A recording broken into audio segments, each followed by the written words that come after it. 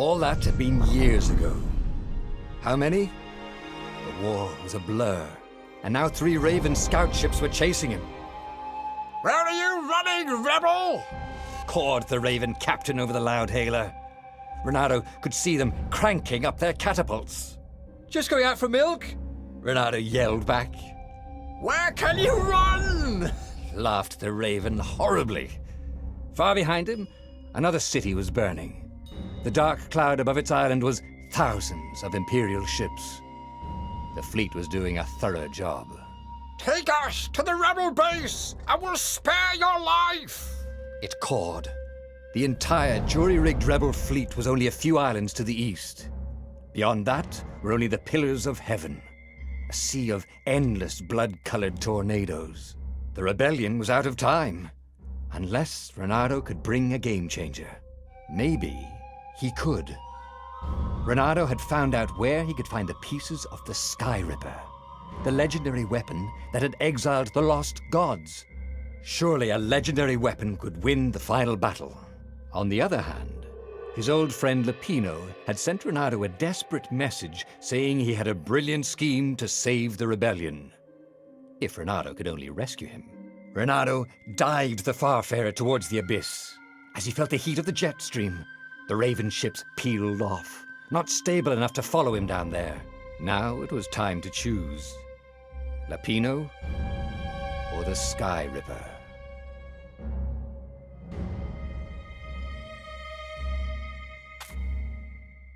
Every child knew about the Skyripper. The Transcendent Emperor had buried its pieces. What could have brought them to light? This Emperor, Isengrim III, had once been kind, but he'd gone mad. And now he was conducting secret, obscene rituals to bring back the lost gods. Had he, somehow, summoned the long-lost components of the legendary weapon out of the deep places of the earth? It was more than Renato could fathom. But if he could find a legendary weapon, he would use it.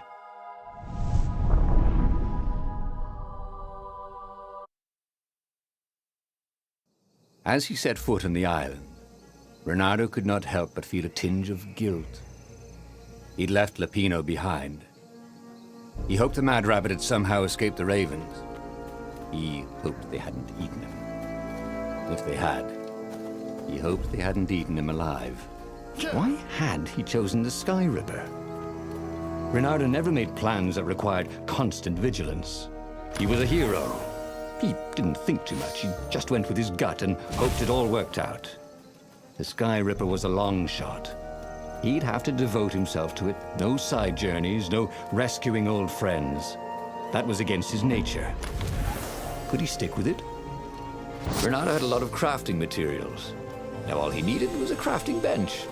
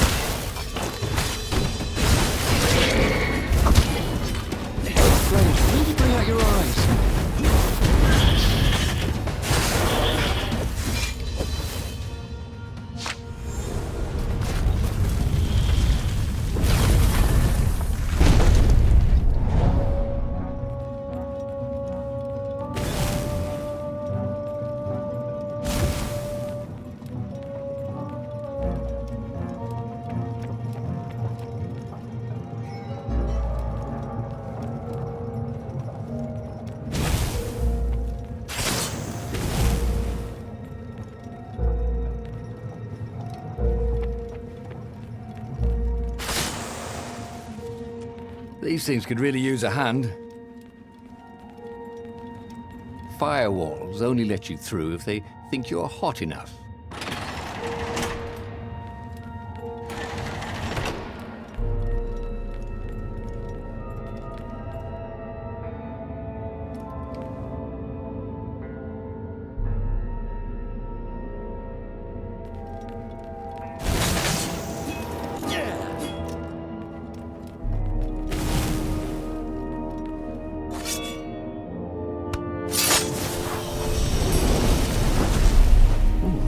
What's there?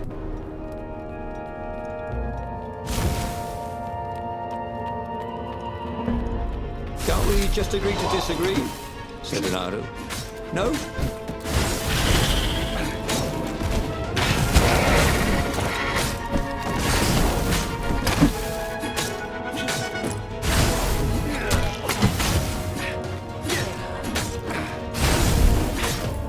Renato hated warlocks, the way they stayed back and lobbed pain and death from a distance.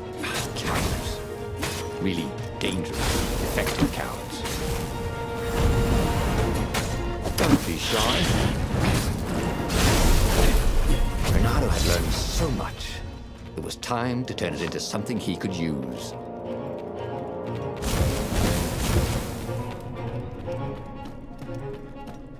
Every child knew that the Transcendent Emperor had used the Skyripper to defeat and exile the gods before time. But the legends were vague on what precisely it did.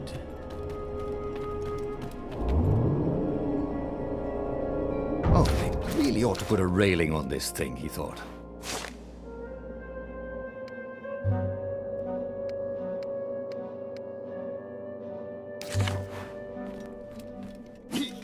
It was good to practice your moves, thought Bernardo. Keeps you limber.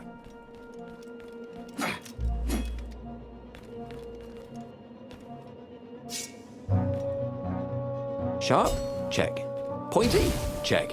Flexible? Check. What else do you need in a sword?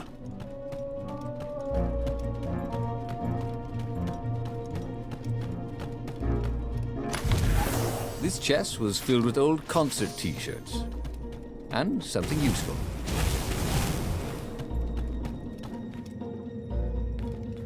Renato felt like he was ready to learn new things. Thank goodness he didn't have to go to school for that.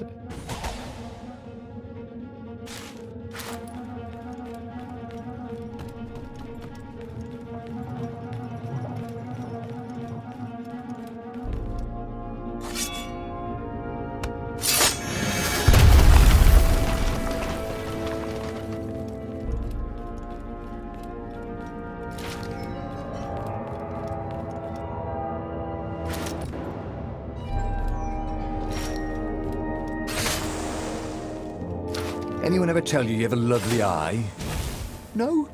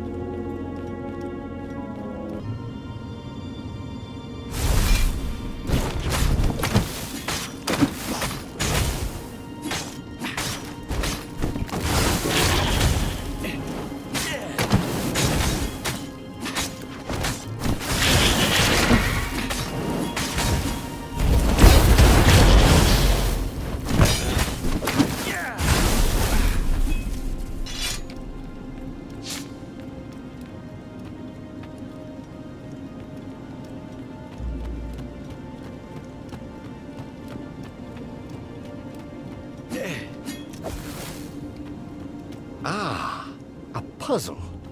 Renato loved puzzles, except when he couldn't figure them out. On the other hand, if there was a puzzle, it was probably meant to keep people away from something good.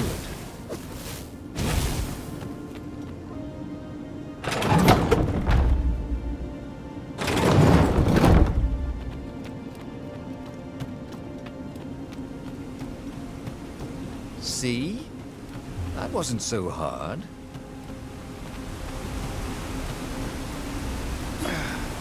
Once, he'd found a Superman issue #1 in mint condition in a jar he'd broken. He planned to keep breaking things until he had the whole series.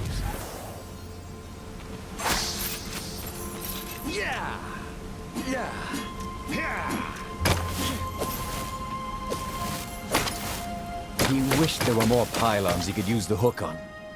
They really needed to construct additional pylons.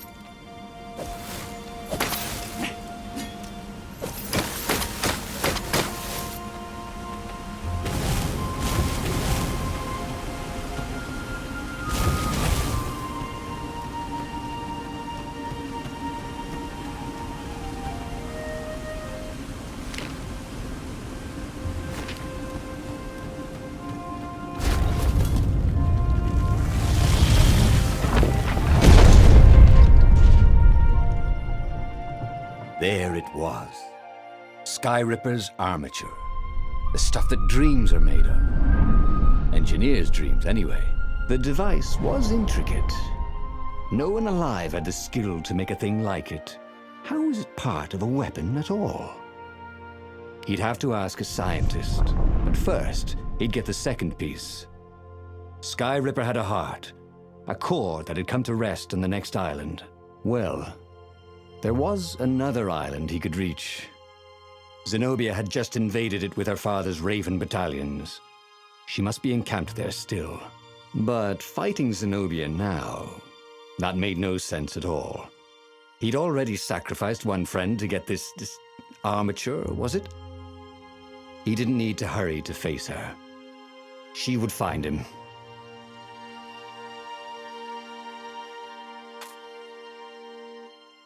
It was a no-brainer. He'd sacrificed his old friend Lapino to get the armature. And the armature was useless by itself, only a series of coils and wheels. War demanded sacrifices, and he would make more before the end. He would have to choose the greatest good no matter how much it cost him. Zenobia. Well, he would see her sooner or later, across a battlefield or a sword's point before all this was over. He was sure of that. The power was in the core. Obviously, he had to get the core.